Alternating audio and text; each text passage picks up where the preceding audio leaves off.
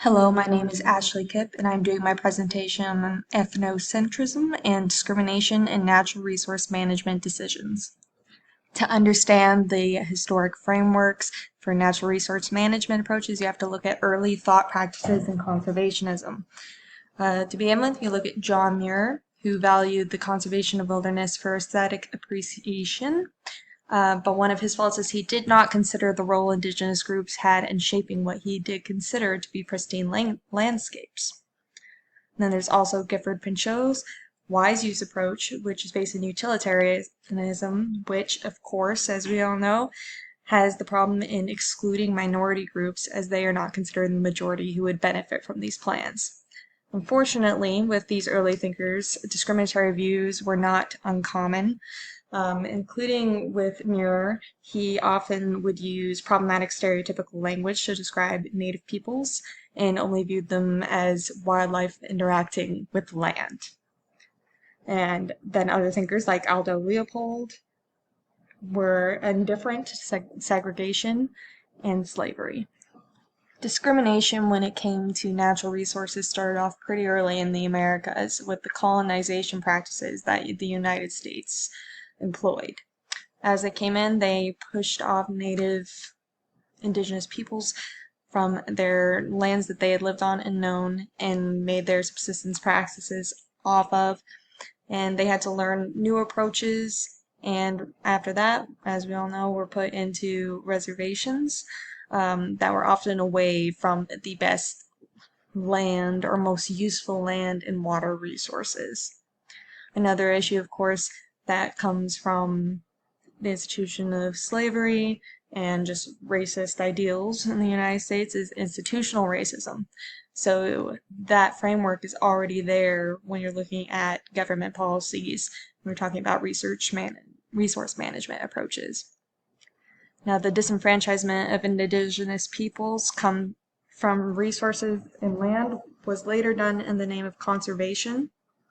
This is also what I mentioned earlier about the creation of national parks in wilderness areas because they were not developed within the scope of Western thought, and they continue to be viewed as conservation areas in some places because they were bypassed by a lot of major development projects earlier on and are seen as sites for biological diversity. A great quote by Schellhaus is that notions of one clearly definable common good and of a generic user do not reflect the many different natural resource experiences, uses, and values of a diverse national population. For the sake of this presentation, I am mainly focusing on indigenous groups, but there are a lot of diverse cultural and ethnic groups within the United States that should be considered as well. Now, even the concept of wilderness is culturally defined. It was originally used to be a counterpoint of Eastern urbanization that was seen by colonists who came in and pushed these indigenous communities out west. They saw these places that they didn't develop in the sense that they considered development to be the development as being populated and therefore are obviously wilderness areas. But for different cultural groups, what is considered wilderness could also be considered a backyard, a spiritual site, or even a homeland. This goes on to differences in what is considered an extractive resource and the methods behind gathering them. There are a lot of controversial things that come along with that, especially in the Pacific Northwest. There are practices of whaling that often cause some issues between natural resource management and conservation groups with cultural ideals. And there are other things in the forest that indigenous peoples need access to extract for their own reasons that may not seem like they are valid reasonings to the hegemonic rule. Now, a good example looking at this sort of issue is Rebecca Tupol's report on cultural landscapes as a methodology for understanding natural resource management impacts in the western United States. What she did was interview recreationists, the Bureau of Land Management, landowners, and members of the local indigenous groups surrounding a management planning meeting in southern Arizona regarding a wilderness area. She performed a stat analysis on different concerns, knowledge about the area, and also looking at what each group thought they knew about other people's concerns. Now, it's interesting, in her studies, she found that the significant concerns voiced by each group in individual communications were not voiced in the actual meetings. And there was a general misunderstanding of cultural terms. For instance, the use of the term sacred is usually only thought of as religious, although that is not the only reasoning. It's not the entire even dominant meaning in any case. So the problem is using one culture's term for another culture's concept. What the researcher also found was that for the indigenous group, these meetings were not actually performed in the right season. For this particular tribe, they were only telling stories within the winter season. Since these were done out of that season, they limited the details that they were going to give to both the study and to the meeting that they would have otherwise. That is a good instance of that you really need to have a good understanding of the groups that you're working with when it comes to natural resource management. Another example of an issue involving natural resource management with indigenous groups was the livestock reductions at the Navajo Reservation back in the 1930s and 40s during the construction of the Hoover Dam. The U.S. government forced the Navajo Reservation to sell 2/3 of their livestock because they believed that the overgrazing was causing silt buildup around the dam. And the science behind this was actually proven to be inaccurate. And this unfounded action to control water caused the Navajo people to drastically have to change their subsistence strategies and their social dynamics to assimilate to this new life that they're forced to have as far as subsistence.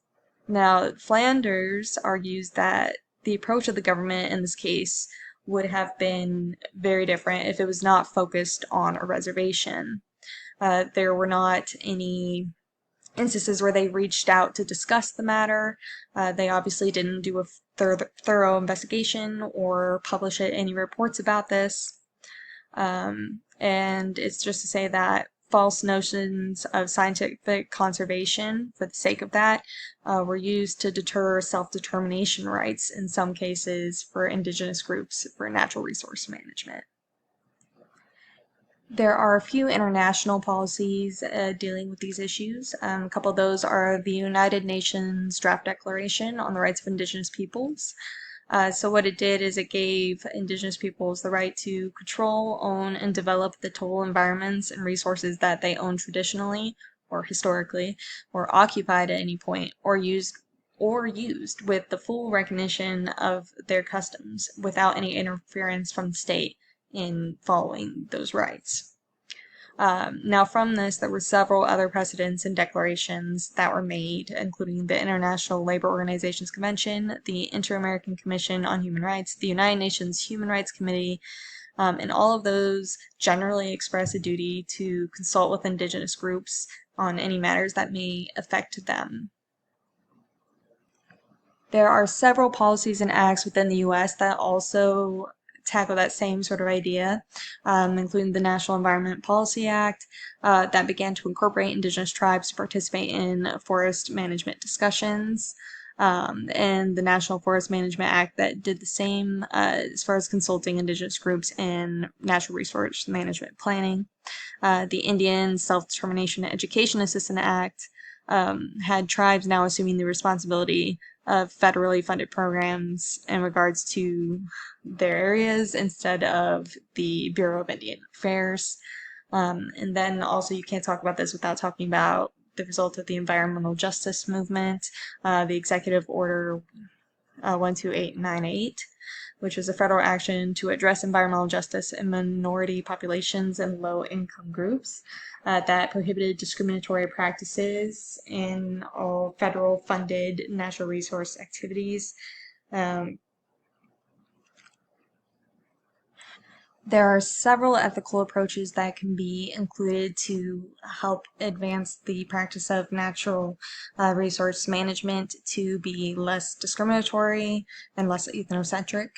And one of those would be incorporating a values-based approach to really understand everyone's values that's coming into this discussion and making a decision based off of that with everyone's equal participation.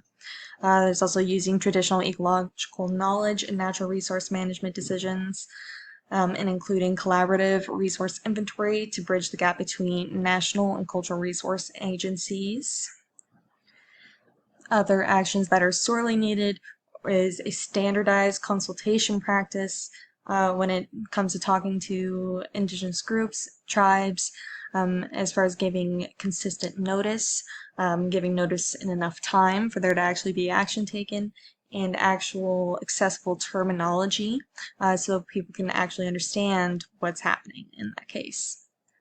There needs to be more focus on community involvement and decision making, and as we saw in the earlier study, this needs to include actually understanding your community to reach those decisions and giving them an actual voice, not just a consultation, but including veto power.